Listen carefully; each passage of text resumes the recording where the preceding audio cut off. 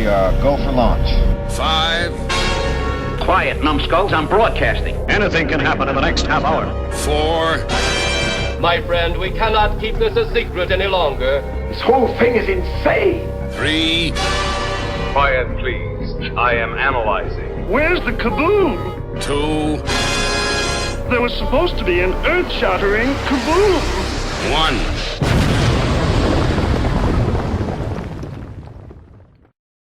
Hello and welcome to an all-video episode of Planet 8 Podcast. This is your mission commander, Larry. By my side is, well, almost by my side as always, Chief Engineer Bob, Reconnaissance Officer Karen, Lord Blood Rah, the fourth Beetle, as it were, is with us. And we're all in a satellite somewhere because we're still under the COVID restrictions. I hope you guys are being safe and taking care of yourselves. This episode, we're going to be diving into AIP movies, American International Pictures. And straight away, we're going to kick it over to Chief Engineer Bob, being that Bob has the most props out of all of us tonight. Take it away, Chief. I want all you guys to have a visual treat on this episode, so I brought some stuff for show. Hey, that's for Planet 8 After Dark, Chief. Excuse me while I whip this out. American International Pictures holds a very special part in my heart. Growing up in the San Francisco Bay Area, of course, Creature Features had Universal and Hammer and all these cool movies, but good old Channel 44 had the American International Pictures Library, and that's the stuff I used to watch on Saturday afternoons. Everything from Invasion of the Saucermen to I Was a Teenage Werewolf to How to Make a Monster That Conquered the World, on and on and on. Beast with a Million Eyes. And you know, a lot of times the title was better than the movie. And that's basically because American International was started by Samuel Z. Arkoff and James H. Nicholson. And Arkoff was sort of the money man. He'd be there saying, all right, you got this thing done yet? Well, keep going. You're going over budget. Keep it under budget. Let's go, you know. And then Nicholson was the idea man. So he'd come in, he'd say, I got a great title for a movie, you know, and then he'd throw the title out. And then sometimes they wouldn't even start the movie. They'd just like get a poster done. And then they'd try to go around and sell it. And then once they sold it, then they'd start making the movie. Mm-hmm. And these movies were made mostly like under 100,000. And in 2 days, 3 days, a week, maybe 2 weeks at the most. And but the key was that they had a lot of talented people working on these films, actors as well as directors. You know, directors like Francis Ford Coppola. You know, he got his start with American International Pictures. Roger Corman. Mm-hmm. You know, Brian De Palma. A lot of these guys started with American International. And then as far as actors, you got Jack Nicholson, no relation to Jim Nicholson. You know, Michael Landon. Who else is it? Peter Graves, Lee Van Cleef. A lot of these actors started with American International and worked their way up to some major stuff. Also, some actors that were kind of on the decline would come in to make a buck or two. So you'd have people like Vincent Price and Boris Karloff and things kind of in the waning years of their career making these movies. And, you know, definitely you could probably see from the very top. I'm wearing a leather jacket because the 50s was like my favorite decade for American International Pictures. And then I got my T-shirt, which is my little homage to I Was a Teenage Werewolf. I also have, and this is like a favorite of my collection, an actual original one sheet from It Conquered the World. Gorgeous. I get all the glares off it. Wow. And my friend Aaron Cooper gave me this because it was tearing at the seams. But I was able to put it into the frame very carefully, put it all together, and it looks great. If I took that apart, it'd probably turn to dust, or it would, just all the seams would tear, and it'd be in like 6 different pieces. But Right. but yeah, no, definitely. Yeah, I'd say, like I Was a Teenage Werewolf, got to be my favorite. I got great memories of Invasion of Saucer Men. I'll just tell a really quick story before I kick it over to somebody else. But in fact, while I tell a story, let me shift gears here. Look at that. That's a painting by Mark Maddox. Fantastic. And he does some great art. Very so nice. I'll put that up while I talk. Yeah, basically there was a drive-in in the area that was closing down.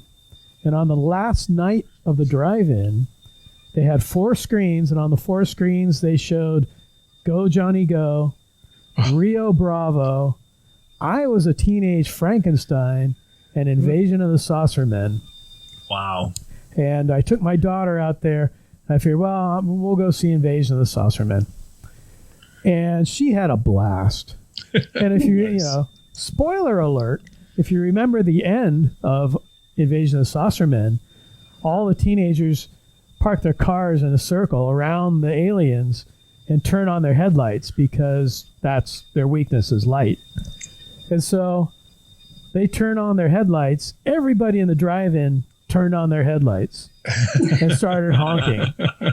And my daughter thought that was like the coolest thing because it's like the whole audience participation thing. Right. So I do have one last thing here. Actually, I have something special later on, but this is about the extent of my American International collection. But Nice. You've got Day the World Ended, you've got She Creature, you've got Angry Red Planet, and of course, looming over them all is one of the Saucer Men from Invasion of the Saucer Men. The bat spider crab is one of the best sci-fi horror creations. Oh, it ever. is. I mean, look It's at that amazing. thing. It's a nightmare. Let's see if I can get a It's little beautiful. closer pick. Let's see if we can go here and get. It's Come on. absolutely beautiful. There he is. You wonder what they'd been drinking or otherwise consuming. Oh, Well, that movie was What are we in, going to put together? that movie was shot in, what was it, Cinemagic? Cinemagic. Cinemagic, Yes, which basically red meant tint. they tinted it red when they got to Mars. Yeah. That's But that was the thing. So I was even watching a special the other day on American International Pictures, and they'd come up with these things like Cinemagic or whatever, and people would go in the theater, and there was really nothing. It was just, it was just a standard movie, but but it's in Cinemagic. So there I am again. Yeah, no, American International, has such an impact because I think in the 50s, television was becoming popular, and movie theaters were on the decline. So suddenly, American International tapped into a market that nobody thought of, and that was basically Disney had the kids, Hollywood had the adults, no one had the teenagers. right. So American International marketed these films towards teenagers, and they had monsters and horror and rock and roll and motorcycles and degenerate teenagers and what have you. And they're basically made for drive-ins, made for quick theaters, and a lot of them were released on double features. So, Absolutely, If we didn't have the phenomenon of drive-ins in the 1950s, I don't know if AIP would have been around very long. I think it was Nicholson. I'm not quite sure which one had the quote, but one of them said, the movies I make are made to be seen through steamed-up windshields and heard through tinny drive-in speakers." Yeah. And it's like, they knew exactly what they were doing, exactly their target audience, and what's going to get the teenagers in their cars into the drive-in. Yeah, and they're made to make a quick buck because most of the movies, especially the horror films, the monster movies, were like an hour and 10 minutes, hour and 15 minutes. Oh yeah, really short, which is another reason why they did double features. But Yeah, I mean, they hit the mark and revived the movie industry, basically. Right. You can't talk about 50s horror and science fiction without AIP films. They were they were the market. Oh, yeah. They were the ones doing it, Yeah. And then later in the 70s, late 60s, early 70s, the biker films and the beach films and the blaxploitation films. Oh, yeah. Whatever there was a buck to be made off of.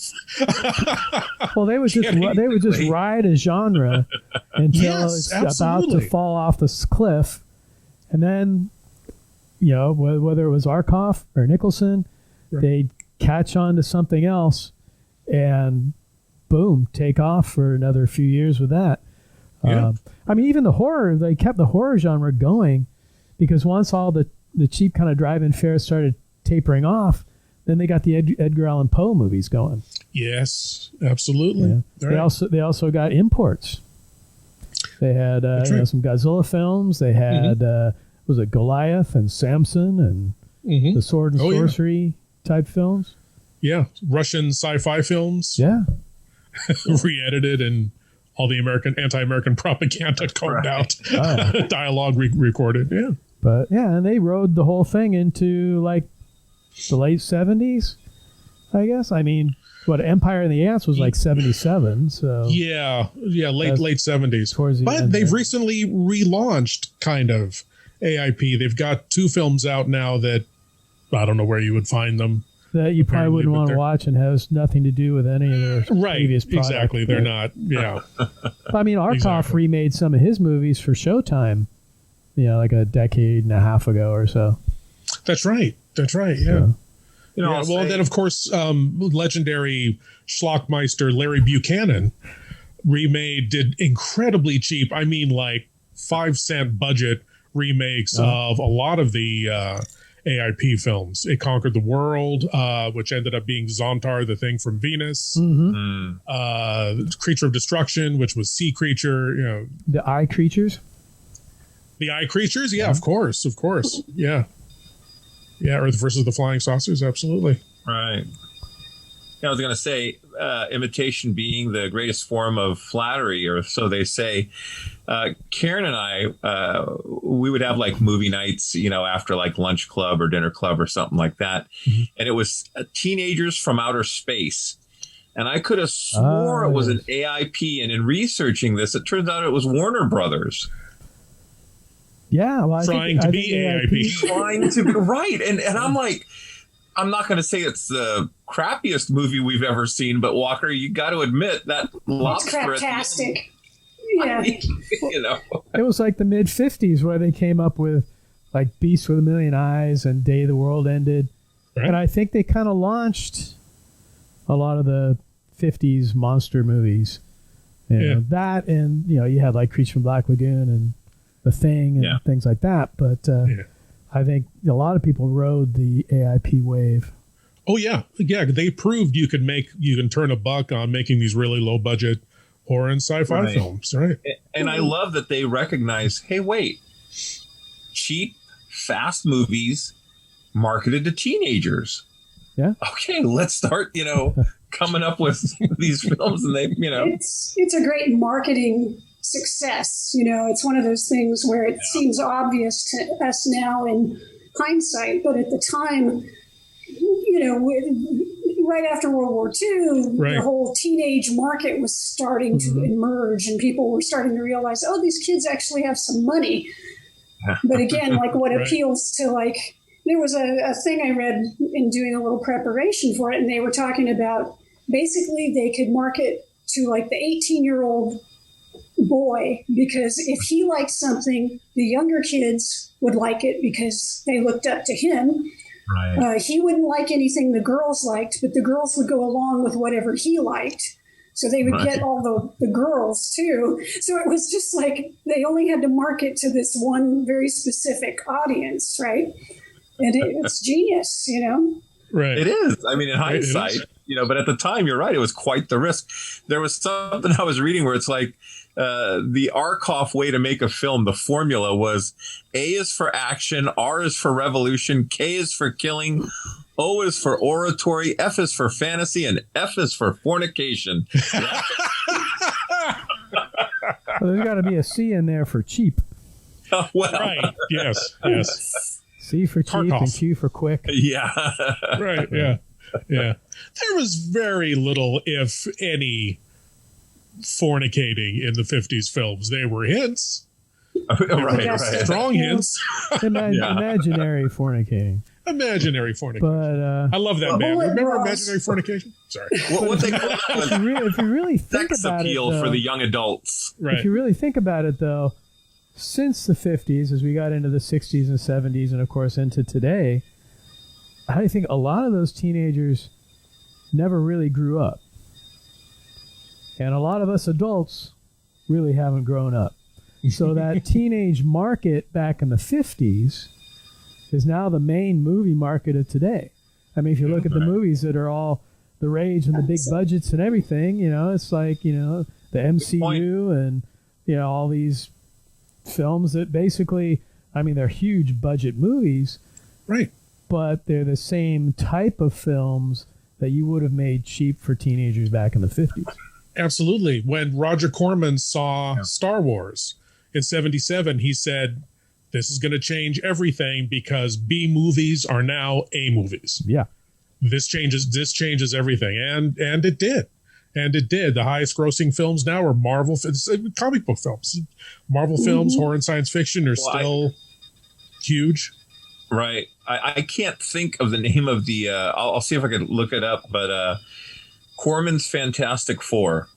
Oh, okay. Yes. If the documentary is much better than the film, I'll say that. But it was just great story. Yeah. Yeah, definitely. And, he was foreshadowing. It's like, okay, we're going to do a superhero movie. I mean, Superman had been out by then with Christopher Reeve and, whatever, but there was no real Marvel presence at that point. Well, Canon Films even had a Captain America movie out around the same time. Right. Yeah. Red Brown. Rubber ears. No, not even Red Brown. Rubber ears. This was an actual... Red Brown did 2 for TV, but there was an actual movie with Captain America and the Red Skull. You're An right. Italian Red Skull. Yeah. That's right. The Italian Red Skull. Yes. That makes sense. He's strapped to the rocket and flies over a boy and recognizes him years later. Yeah. I do remember that film. Yeah. But it was better than the Red Brown ones. It was funny. I saw a clip of the Red Brown Captain America. You can find it on YouTube. And he's like squaring off with this guy, and they're standing there, and Red Brown takes his clear plastic Captain America shield and just like throws it really slow, and it goes off into the distance. And they're still kind of squaring off. They're not fighting or anything. And it shows it slowly turning in the distance. And then they're squaring off a little more. And then it comes back and like knocks a guy in the back of the head. And that was like... I could have swore there was a part of Endgame where I saw a clear shield flying by all the heroes. I don't know. Yeah, it's still, to this day, still creeping along. Well, let me ask you guys this. Let's kick it up to the satellite. Karen, what's one of the first AIP films, maybe not that you've seen, but that has like a resonance that, you recall that experience of watching that film? And we'll put it off to all the panel tonight. So you guys were all up in the northern part of the state. I was down in the southern part of California, and we used to get these movies on KTLA, Channel 5. Oh. And so this one is a twofer for me. And so it would be The Amazing Colossal Man and War of the Colossal Beast. And so I probably first saw this hosted by Seymour. Seymour was our horror host in LA. And the things that stand out to me for like Amazing Colossal Man is always the scene with the syringe where they're going to inject him in the ankle. And then he grabs the syringe and he looks at it and he has like this crazed look on his face and throws the syringe and impales the guy. And Seymour had a guy on who was the son of the actor who was impaled by the syringe. So that was kind of interesting to get that little behind the scenes bit from that. And the other thing about that movie that always strikes me, because I'm such a big Marvel Comics nut, is the whole scene where Glenn Manning gets blasted with the radiation. Always takes me back to the original Hulk, the Incredible Hulk origin, where like Dr. Banner is trying to throw Rick Jones in the trench or whatever. Like the trench is really going to do that much with the radiation from the gamma bomb, but the scene in the comic is very similar, where Banner's kind of screaming and there's this blast. Yeah. And I can't help but think that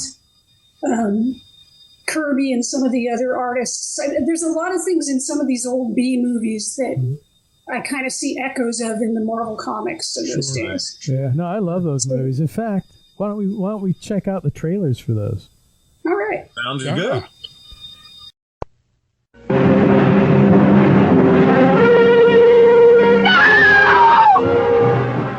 She's a girl who loved a man. A man who, in a flash, became a living threat to humanity. A danger so awe-inspiring that they tried to hide his existence from the world.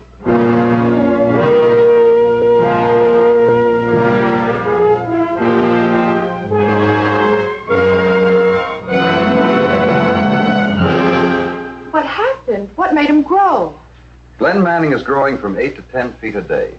At the moment, he's 18 feet tall. Tomorrow, he'll be 26 feet. The next day, 35, maybe 40, and the next day... But you've got to stop it.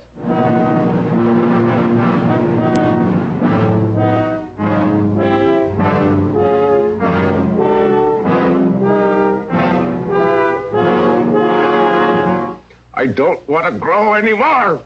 Day and night, scientists search, trying every experiment their brilliant minds can conceive, finding the expected, the unexpected, and the shocking. For the immeasurable power of this ever-growing mammoth portends a fate that terrifies the universe. Drive it in hard. We have to penetrate the bone in the first ejection. Ready? Look out, he's reaching down! We want to help you to get well. Manning's disappeared, Eric. We can't find him anywhere on the grounds.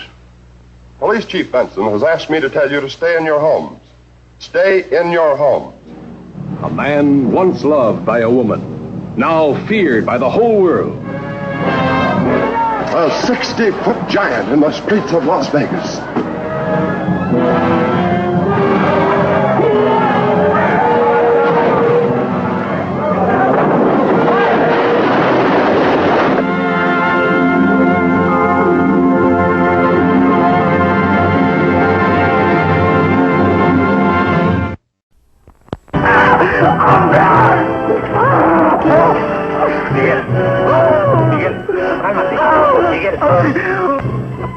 The foot that made that print is about 10 times the size of a normal man's.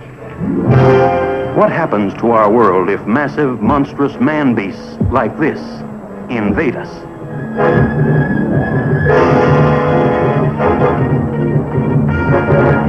Flown a captive to a West Coast metropolis in an Army cargo plane, his arrival catapults the whole city into an ocean of fear.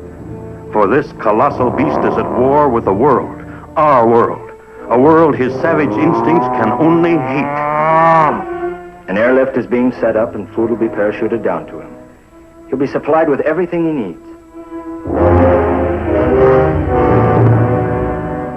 Get all the aircraft into the air at once.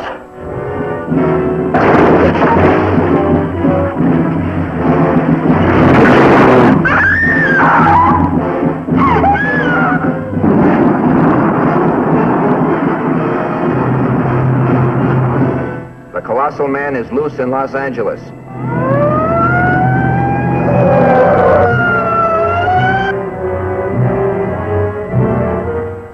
Look at the giant!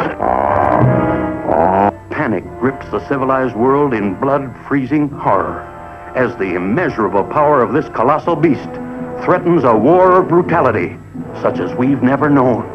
Stop it now!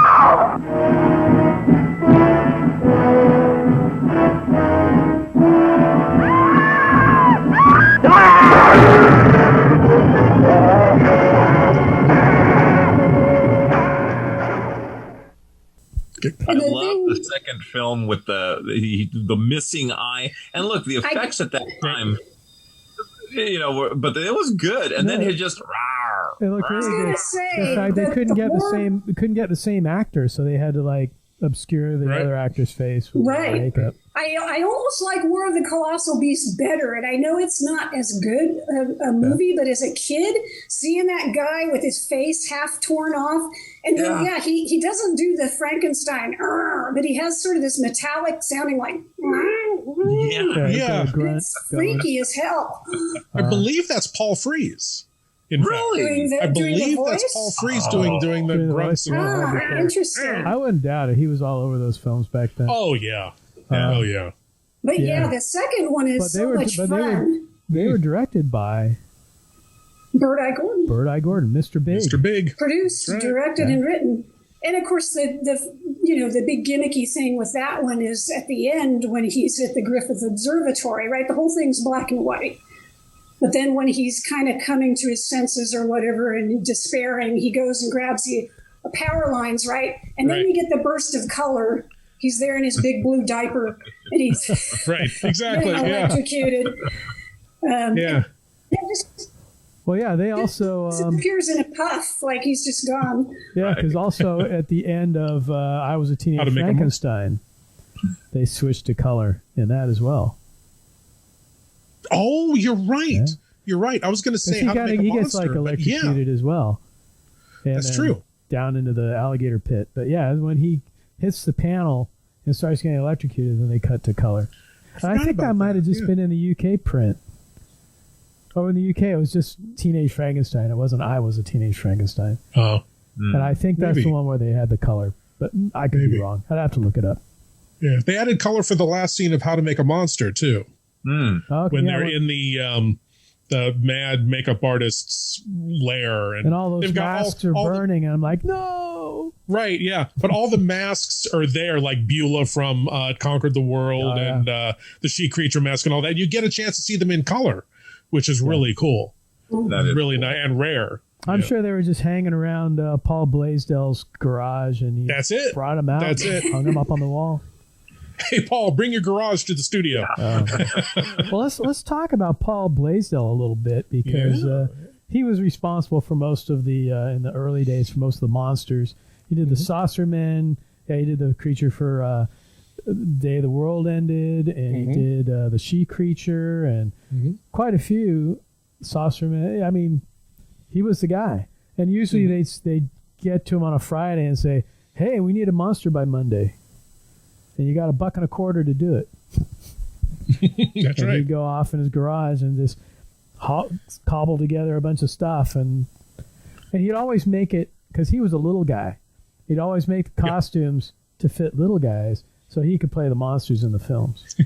And didn't Bob Burns also assist him? I think on Saucer Men and a couple others. Yeah, Bob Burns actually has the one of the original Saucer Men heads. Really? Yeah. Cool. That's cool. So, that is cool. Yeah, I'll put a little picture up here. But he has some others that are like remade, but he does have one. But it's all kind of like, when you have those, the apple heads or whatever? And they look like the shrunken apple heads. That's kind of what it looks like these days. Well, I'm sure that latex was probably lower grade and was not meant to hold up for. Oh yeah, I'm sure Blaisdell expected it to last a week and he'd be done. Yeah, exactly. Speaking of Blaisdell, do you know that he can be seen in the full suit of the She Creature at the end of Hillbillies in a Haunted House? Or was that Ghost from Dragstrip Hollow? Or is it Ghost from Dragstrip Hollow? You may be right. Yeah. It's one of those films. Yeah, I think it's Ghost. Yeah, I think you're right. It's Ghost of Dragstrip Hollow. You're right. Because like She Creature comes walking in, and then they figure out that it's a guy, almost like a Scooby-Doo episode. Yes, and he takes his head off or whatever. Yeah, he talks in this really high comic voice. Yeah, I like to fantasize was actually his voice. Well, he's a little guy. It might have been his voice. It was just high and squeaky and yeah.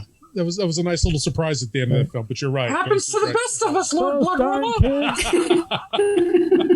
Well, gee, Mickey. what happens when you get that COVID vaccine. Oh, that's then you end up the side looking effect like they a don't sea tell you creature. about. That's the J&J one. Oh boy. So, I don't know. Well, I mean, but Larry wanted to know. Okay, so Larry was talking to Karen about her favorite or the films. Right, that round stuck robin. out. Yeah. Oh, which one? Yeah. Actually, before we detoured. Well, Lord Blood Rah, why don't you share with us what, maybe not your first AIP film, but most memorable or fondest, if you had to pick. I mean, AIP was essentially, you know, what I fed on Saturday afternoons, you know, with all the 50s Pick horror one and and we'll sci-fi throw a trailer Godzilla up. films. Huh? Pick one and I'll throw a trailer up. You know what? What flashed into my head is seeing Godzilla versus the Smog monster in a drive-in. There you go.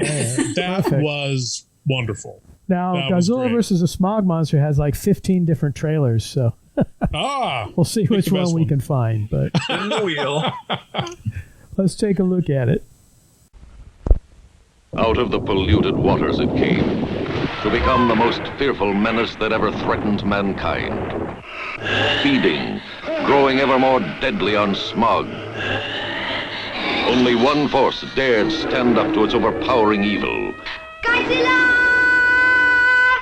Godzilla versus the Smog monster. More than 1,600 dead have been reported, while other casualties are expected to exceed 30,000. Can Godzilla save the Earth from this mastodon of destruction?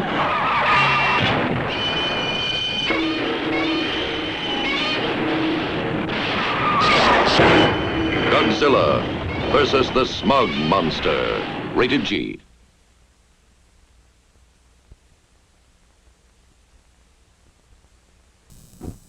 That's such a great film. I tell you. I mean, that song on the boat is amazing. The song, the drop kick, and yet, you know, the Smog monster is one of my favorite kaiju monsters, up there with Violante. Oh, yeah. Everybody sing. Save the earth. The world. Save the world. So I never am sure. How do you pronounce? Is it Hedora or Hedora or what's the pronunciation of the Smog monster? Should be Hedora. Hedora. Okay. Hedora. Just so I, you know, if I have to like say it, if I see it and I have to tell people, it's coming. Exactly. But I think in the AIP dub, I think they said Hedra. I believe you're right. Yeah. But it's Hedora. Yeah. And in the Woody Harrelson Kingpins film, it's referred to as a giant shit cloud. Now that would have been a great title. It also made it onto the cover of a Frank Zappa album. No, really? Yeah. Oh. I'll try to insert that picture. I'll have to go find that picture, but yeah. Chief, that'd be great. Yeah. Yeah, definitely. Yeah, great concept for a monster. Solidified. Absolutely. Yeah. Chief, under normal circumstances, I'd let you go next, but I think we all know what film you're going to pick. So, your ever-loving commander. I was going to go off the rails, though. Oh, okay. All right. I already said my favorite was I Was a Teenage Werewolf. True. Okay. And then I had nostalgic. I'll defer to the chief. And let's look at that trailer because we didn't. Ah, yes.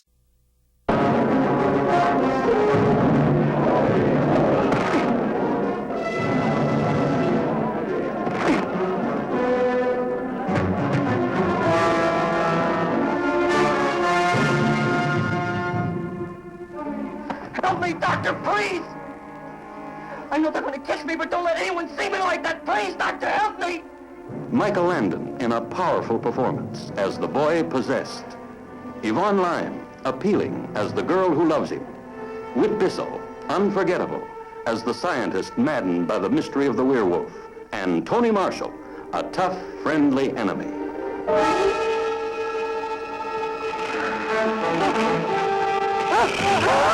These are official pictures? Yes, Chief. Slash on either side of the throat. You got any theories? Fangs. He was killed by a werewolf. Panic penetrates every home when this strange, unknown killer hits town, taking hold of the teenage crowd, coloring their practical jokes with hysterical humor that'll make you fall flat on your face with horror. No. Remember how wonderful it was when you sprang and suddenly dug in with your fangs, a soft throat, the gush of warm blood? No! No! Nothing you've ever seen has such blood-chilling savagery. Nothing you've ever conceived packs such a spine-tingling jolt. This high school boy, a teenage werewolf, a constant threat of claw-ripping attack to everyone, to the brave and the beautiful.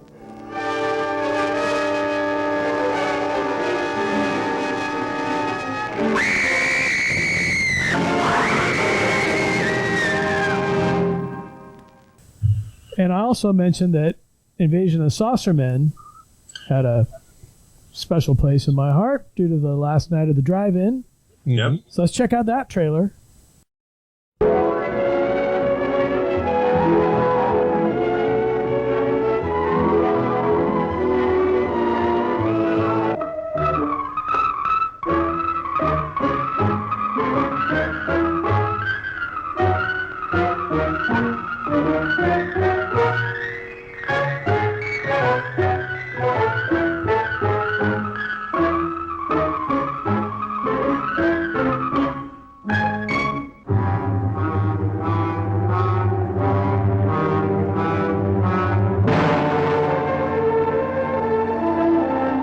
Police headquarters? This is Carter. Johnny Carter. Oh, sure, they're from another planet. What a dilemma for young lovers Steve Terrell and Gloria Castillo. He thought I was kidding him. Nobody will believe the invasion of the Saucermen. All this makes it seem natural for a beer-drinking bull to appoint himself chaperone of Lover's Lane.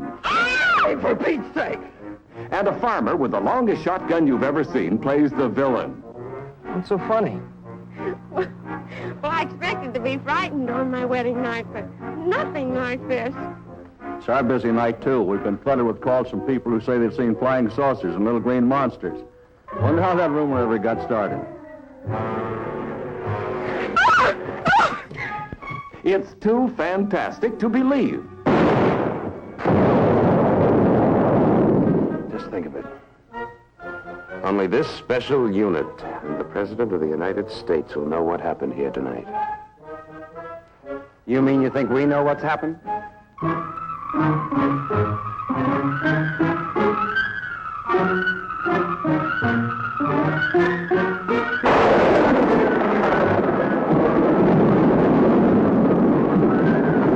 You got a comment on the trailer? But I would say, probably the one that had the most impact on me was actually Day the World Ended. With interesting. With Mike Touch Connors. Yep. Yeah. One scientist foresaw the day the world ended. There are two forms of life fighting for survival out here in this valley, and only one of them can win. I'll talk to the girls in the morning. The girls? Yes. They should bear children as soon as possible.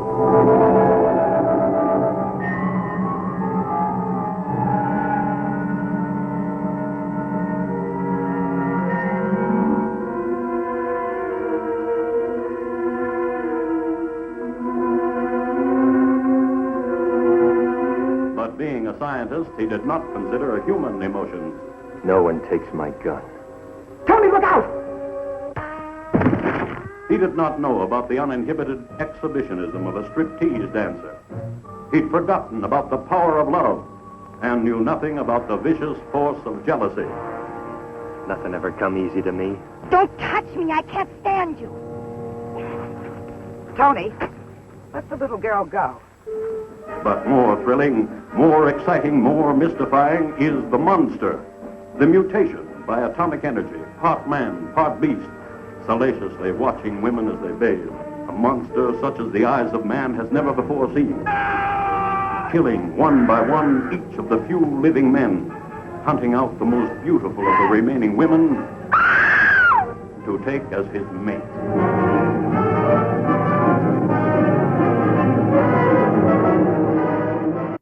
And yeah, I mean, it's a great film. It's like a survivalist film. So if people haven't seen it, it's basically the world ended. Atomic bomb, boom, everything blew up. But this one guy, he saw it coming, and he built a house down in a valley where all the hills that lined the valley were all lead. They had a lot of lead ore, and he was able to survive. And then slowly as the film progresses, different people that were up in the hills or whatever would come down and want to get into the house, and he only has enough food for him and his daughter and her boyfriend or husband that passed away. So he actually had food for 3 people. But by the time you're done, there's like 6 people in the house and a mule. Yeah, mule, yeah. That's right. Diablo was the mule too. Diablo. But yeah, and it's just, of course, you have the conflicts and everything else that goes along with trying to cram all these people that don't know each other into a house, and they're all wanting to survive and steal. Kind of like the pandemic. Yeah. You know. But and of course, there's a cool Paul Blaisdell creature played by Paul Blaisdell that comes out at the end of the film. But no, it's actually a very, very well made film. And again, a nice, tight, about an hour and 10 minutes or so. So. Kind of like the length of our podcasts. Hey, there you go. We don't want to overstay our welcome, and neither does American International Pictures. Hey. Well, and speaking of the genre films, we should talk about the early 70s films, because you had Blackula and Scream, Blackula, Scream, which were 2 excellent vampire films. To this day. Yeah, right? Yeah, exactly. Yeah. You shall pay, Black Prince. I curse you with my name. You shall be Blackula. Blackula. The Black Avenger. Rising from his tomb to fill the night with horror. Blackula, Dracula's soul brother. Deadlier even than he. You know, he is a strange dude. You're the nut that ran in front of my cab. You're the only imbecile on this street. Boy. Blackula. Look at man, you found, he's got to be around here somewhere. Now listen, you take your hands off of me. I don't know you. He thirsts for your blood. He hungers for your soul. Warm young bodies will feed his hunger. Hot, fresh blood will quench his awful thirst. Make it a Bloody Mary. Are you, into the occult? No! How about the, heavy stuff? What do you think of vampires? Vampires? I think they're possibly the most fascinating of all. More horrifying than Dracula. The Black Avenger. Blackula. From American International Pictures. Exactly. Yeah. 2 just really, meant obviously to be blaxploitation films, but are just great horror films, great vampire films. I saw, well, yeah, definitely great films. I saw William Marshall interviewed, and apparently the original idea for it was just some black guy from Chicago was going to get bitten by Dracula and become a vampire. And offered him the role, and he said, no. Dracula was a prince, was a ruler. This Blackula should be on that footing, but cursed by Dracula, da-da-da. So, yeah, great film. And the Count Yorga films. Count Yorga and the Return of Count Yorga. Oh, were those AIP as well? Those were AIP as well. That. Yeah, that really freaked me out, the first Count Yorga, or maybe it could have been Return of Count Yorga. super creepy. But I think they started, the first one started as like softcore porn. That's right. That's the Arkoff way. With a vampire, with a vampire motif in it, and then they realized, hey, this vampire stuff's pretty good. Horror's making it. That's absolutely true. Yeah, pretty. You can kind of see it when you watch. It's like, okay, I kind of see where they might have been going with this before they decided to. Well, and for certain obvious reasons, Lord Blood Rah, we will not be playing trailers for the Yorga films. There's none of that in the trailers. No, the trailers are pretty. I tell you what, Chief, can you throw that up for us? Yeah, trailers are pretty clean. So let's at least get one up there.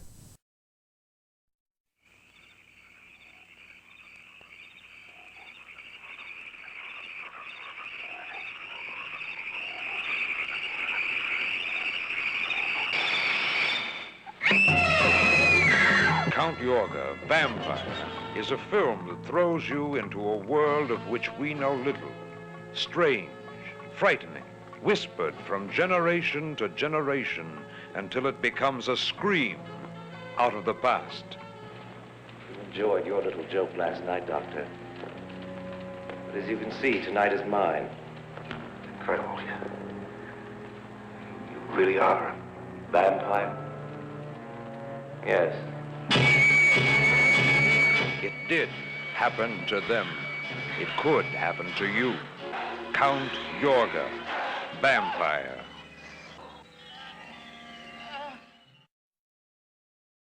I tell you what, kids. Speaking of the whole sex thing, I mean, in '73 they did an animated film. They did Heavy Traffic. Yes, and Fritz the Cat. Fritz the Cat, yeah. Fritz the Cat for that, yeah. That's right.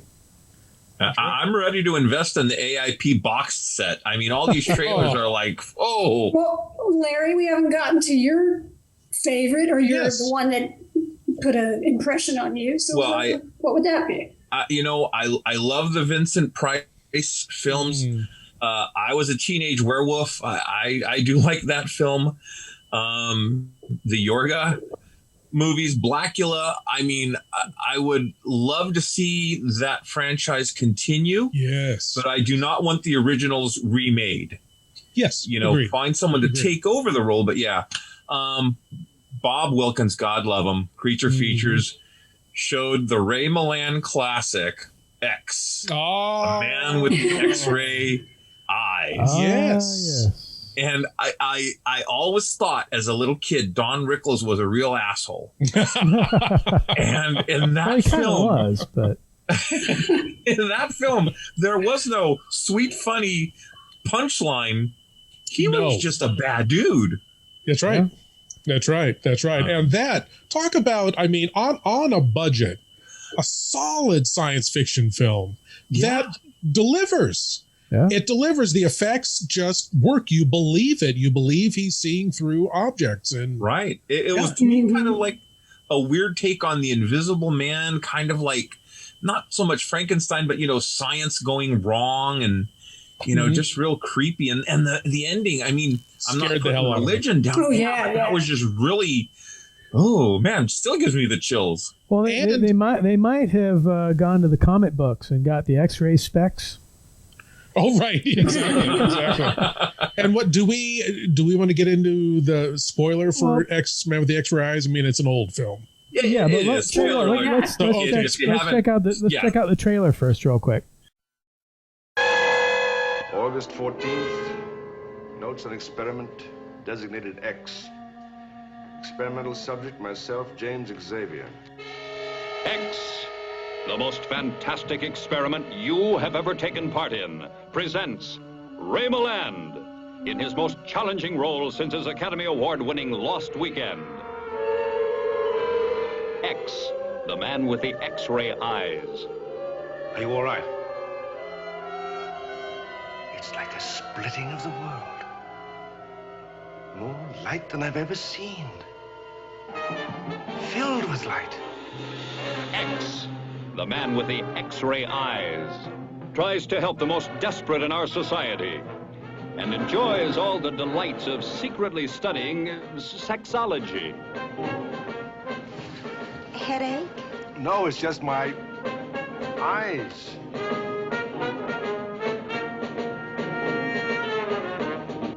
A doctor with the power to see what others cannot believe.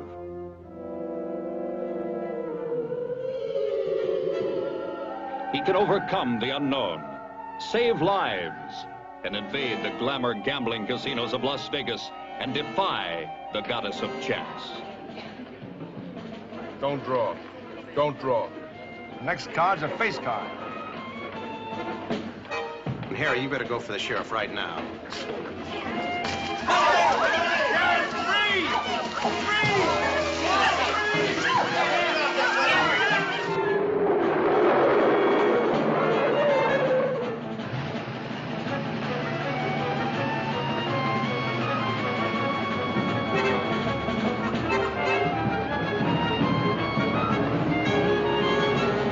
Push up your sleeve. No!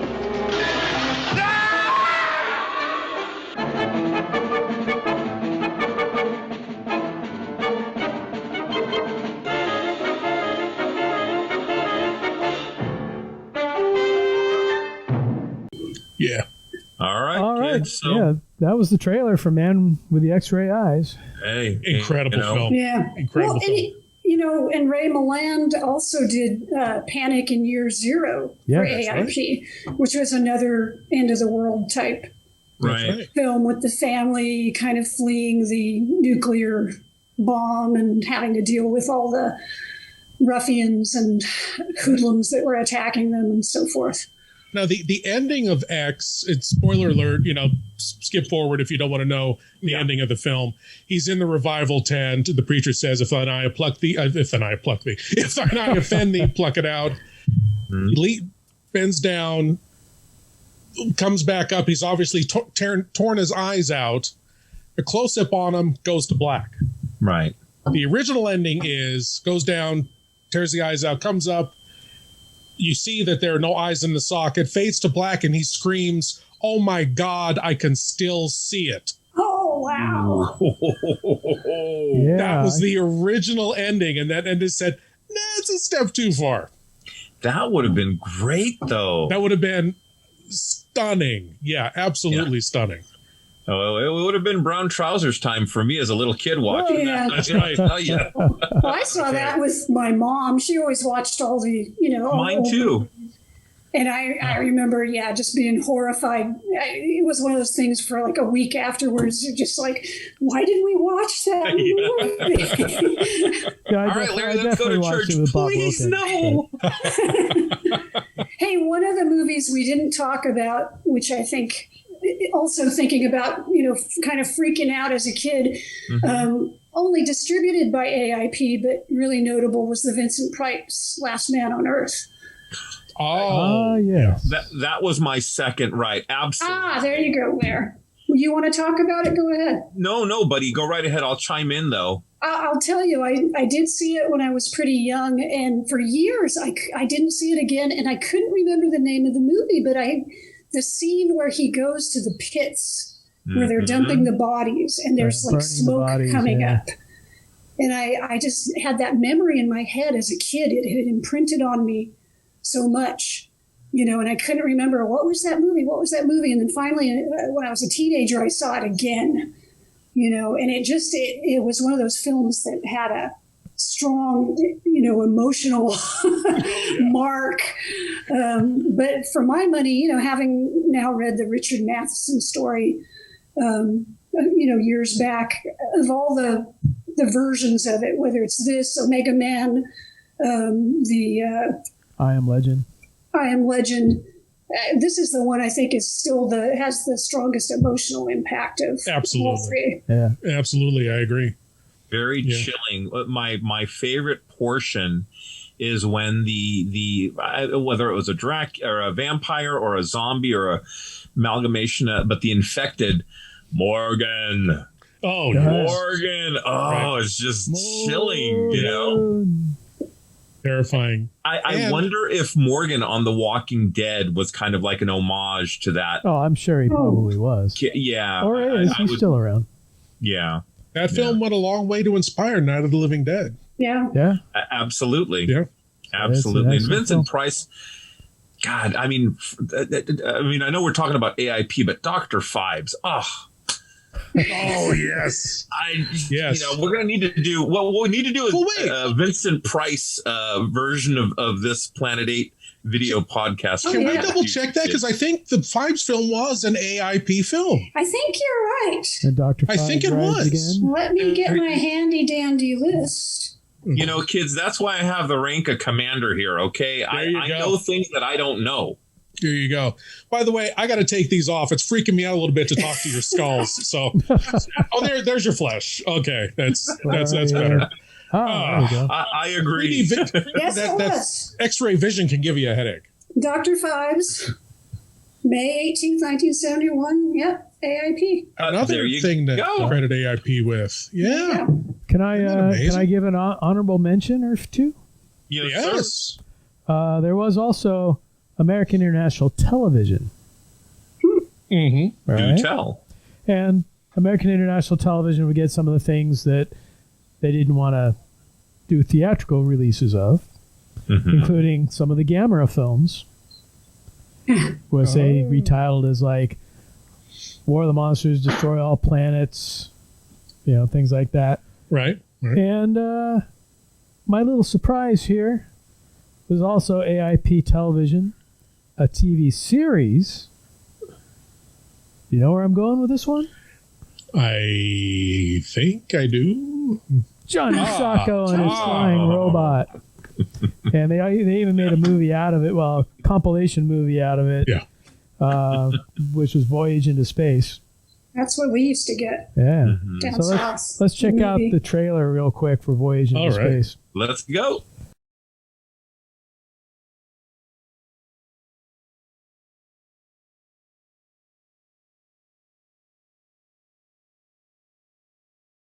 I'm Johnny Sacco. Nice to meet you. Johnny Sacco and his flying robot, the complete series. Giant robot, obey. Into the air, up and away. All 26 original episodes of explosive kaiju battles. The rockets are no good. Use your Megaton punch now.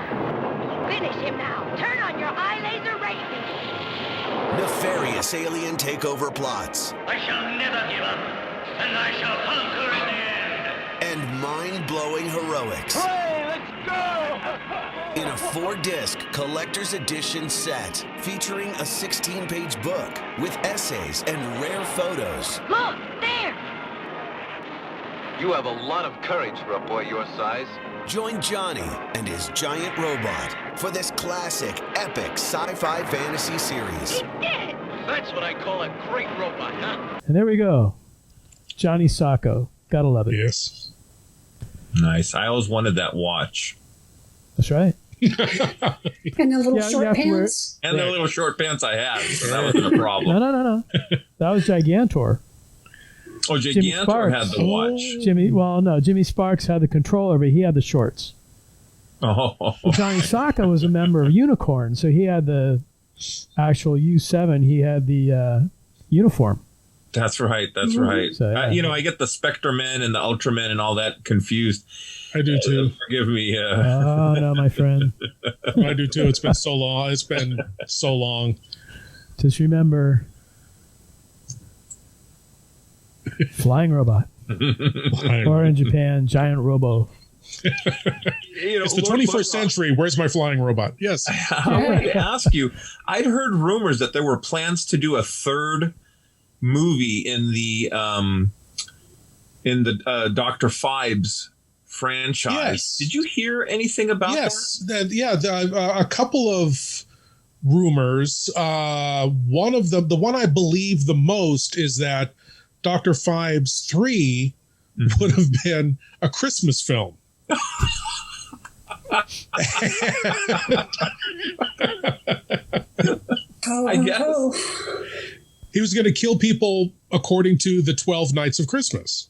Interesting. First day of Christmas, truly give to me. If the murders were going to take place during that. Yeah. Now, another rumor I heard is that since Phibes and Yorga were two big hits, they were going to have a Dr. Phibes meets Count Yorga film. That would have, that or a Blackula Dr. Phibes would have been a cool mashup. Oh, See Buy now that for $1. There's two different. I mean, Fives was supposed to take place in the 1920s, and yes, but he can put that stuff in his Moldavia. Give me the serum and wake up in the 70s. I mean, no, but I'm going to say, Greg Nicotero, if you ever watch this, these are great ideas for episodes of Creepshow, I'll tell you. Give us a call, planet8.com, planet8podcast.com.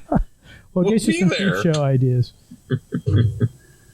That's right. That's right. This is the idea house for pop culture right here. Yeah, this is the house where ideas Thank go you. to die.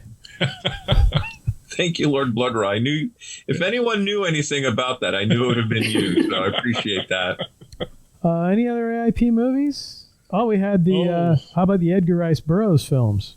Yeah, I was going to say you have to mention those. Land That Time Forgot, People That Time Forgot, At the Earth's Core.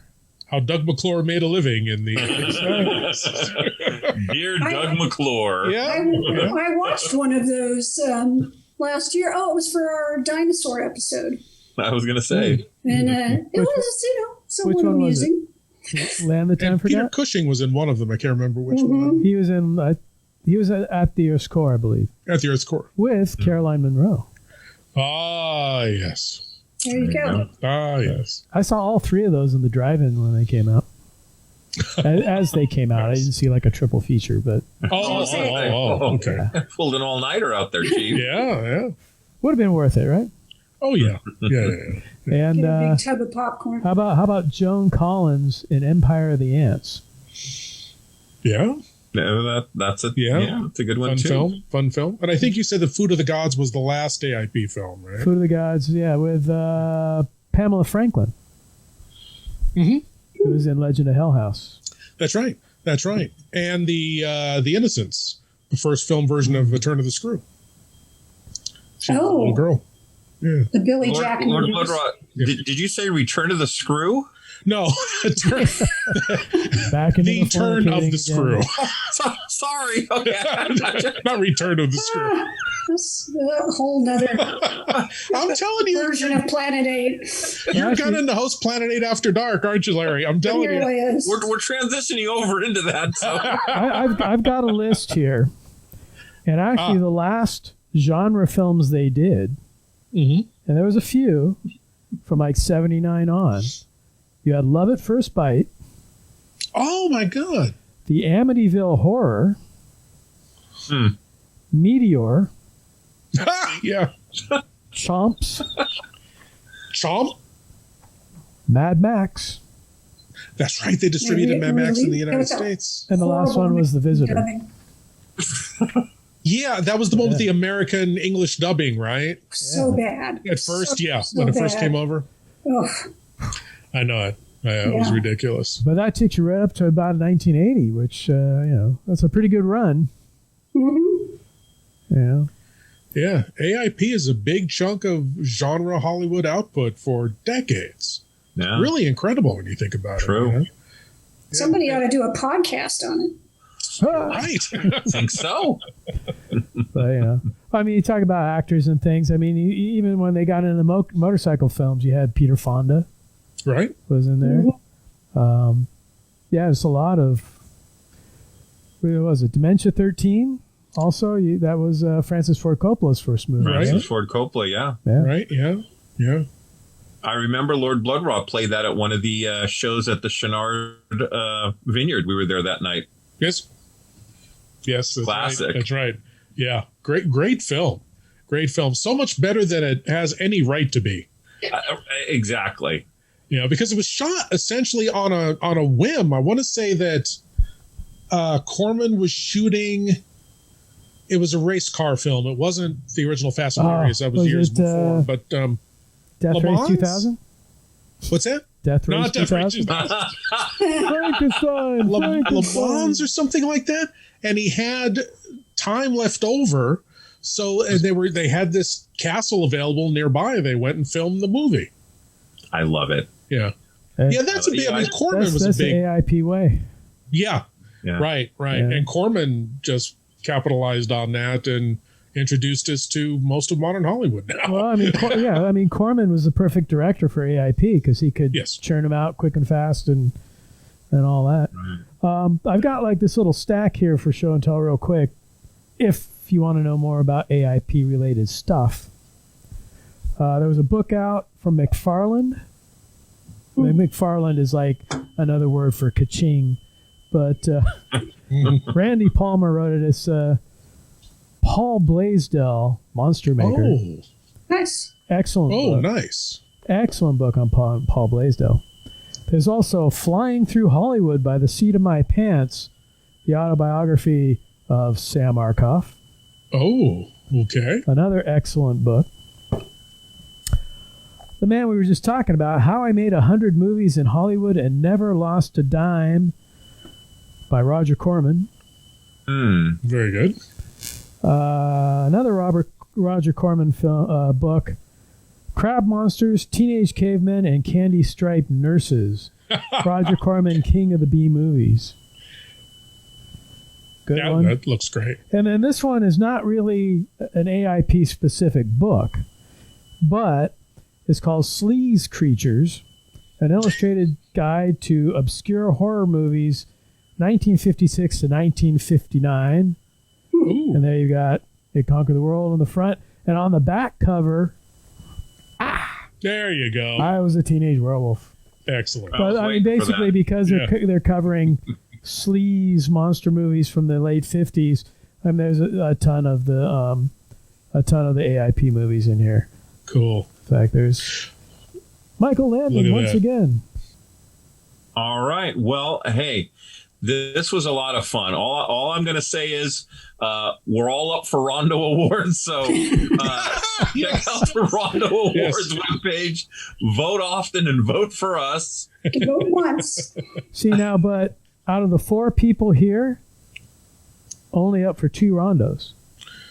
That's right. Larry, Karen, and I are up for 1 for Planet 8. For Planet 8. Right. Lord Blood Rah is up for 1 of his own. I'm up again this year, and I'm thrilled to be for favorite horror host of 2020. Now, correct me if I'm wrong, but wasn't Sven Gulli going to pull out of the competition after last year? Not that I've heard. I thought he was going to pull out to give everybody else a chance because he just... And he's won for the last, I think, 37 years. So, no, he's won quite a lot because, I mean, 1, he's a legend in the horror host community, and 2, he simply has the reach. He puts on a quality show, but he's also got that reach. So I don't begrudge the man anything. I'm just happy to be, nominated. Oh yeah, it's an honor to be on the ballot. Yeah. So. Oh yeah, definitely. I mean, Lord Blood Rah, you have my vote, but Elvira there were 2 reasons I was going to vote for Elvira, but I...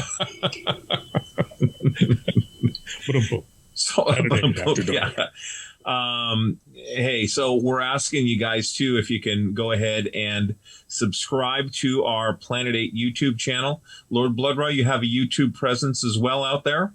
I do, and I also have a Patreon, patreon.com/Lord Blood Rah, where you can watch Lord Blood Rah's Cathode Zone. It's my newest weekly show where I host episodes of classic old-time horror, science fiction, and suspense TV shows. The first one's up for free to the general public. After that, if you join as a Patreon supporter, you get a new episode every week. Nice. See, that's like a drug dealer right there. They gave you a little taste. Baby. First one's free. That's marketing. That's marketing skills too. I'm gonna say that's marketing right there. Hey, look, you guys, we honestly appreciate you guys listening to us, following us, supporting us.